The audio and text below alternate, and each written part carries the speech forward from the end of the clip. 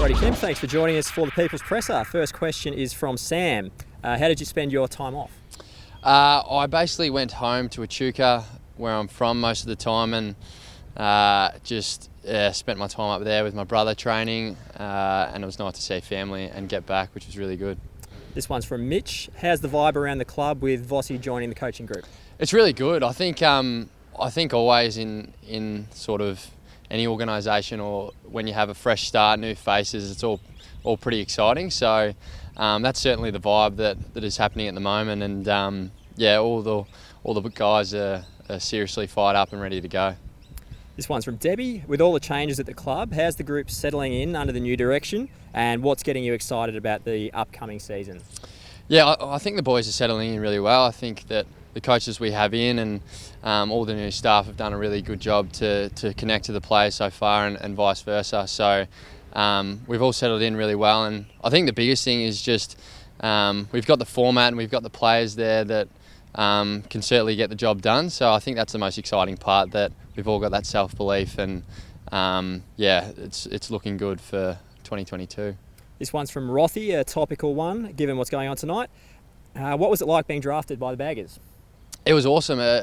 If I recollected draft night, I remember I had no idea where I was going, and I always loved the prospect of coming to the Blues. So when I was read out at the pick I was pumped. So yeah, it was an awesome experience. This one's from Mendoza80. Did you have a nickname in juniors? Yeah, it was just, my last name's Kemp, so it was just Kempy. It was pretty stock standard. This one's from Joe. Is the plan to push into the midfield, or is the back line your permanent home? Obviously, for myself, I'd love to progress into the midfield, but whenever that will be, or if it will be, it's up to the coaches, and I'm certainly happy with that. But I'm loving my time at defence. This one is from Nathan. Who did you model your game on in under-18s, and what kind of player do you aspire to be? I modelled my game. There was sort of a few, because I was changing positions every now and again, but when I was in the midfield, I modelled it off Cripper, who we have here, and a bit off Nat Fife. Certainly didn't play like him, but tried to model as much as I could. And then when I was in defence, I love watching like Jake Lever and those that can intercept the ball, and they were really good to watch. This one's from the Carlton blog. Which Carlton player is most likely to fall for your blind turn at training? I'd have to say one of the taller boys, so maybe Pitto or something. Yeah. This one's from James. You and one other player have to survive on a deserted island. Who are you taking? I'd probably say Matt Kennedy. He loves his camping, and I just feel like he'd know all the tricks to stay alive. This one's from Nick. Despite not playing a game in 2020, how much were you able to take out of the year in the hub with such close contact to the development coaches and the playing group?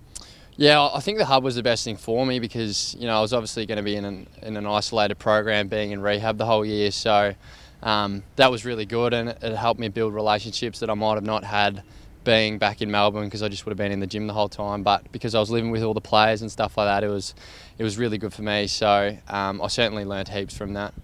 This one's from Corenzi. How did you mentally cope with your injuries? Yeah, it was tough at times, but I think the most important thing is just keeping a positive mindset, and certainly trying to stay around the group as much as possible, and bring positive energy, because sometimes it can get a bit down, but you don't want to pass that negative energy onto your group. So certainly staying positive and trying to be upbeat around the group. This one's from blues.afl. What changes are you looking to make to improve your game in 2022?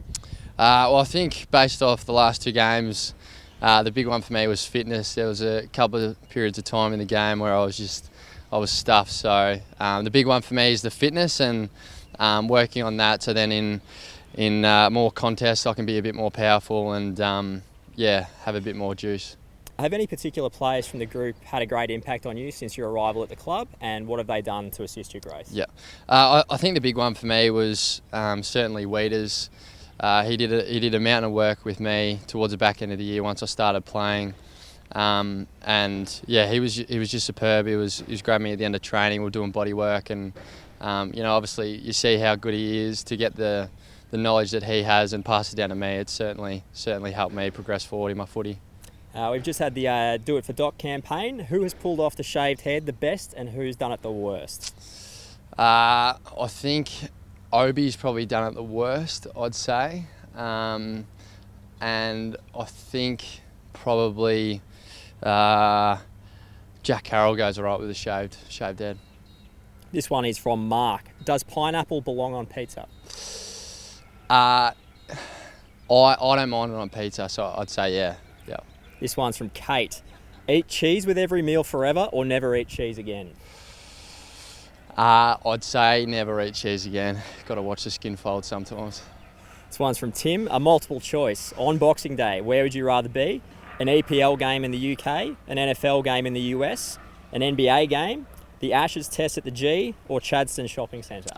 No, it's an easy one for me. I'd certainly love to be at an EPL game. Yep. As a common theme for the next few questions, this one's from Harry. Is it true that you didn't talk to the boys for 72 hours after being taken down in FIFA?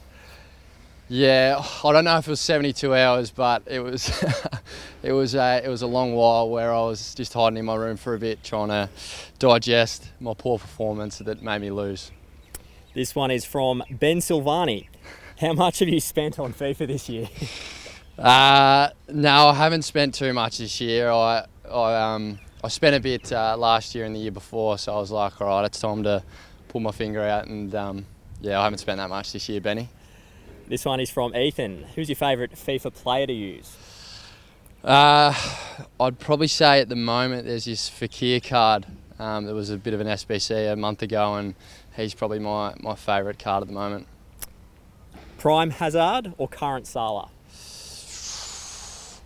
Prime Hazard was very good. I'd probably say Hazard, yeah. All right, that's it. Done. Thanks for joining us.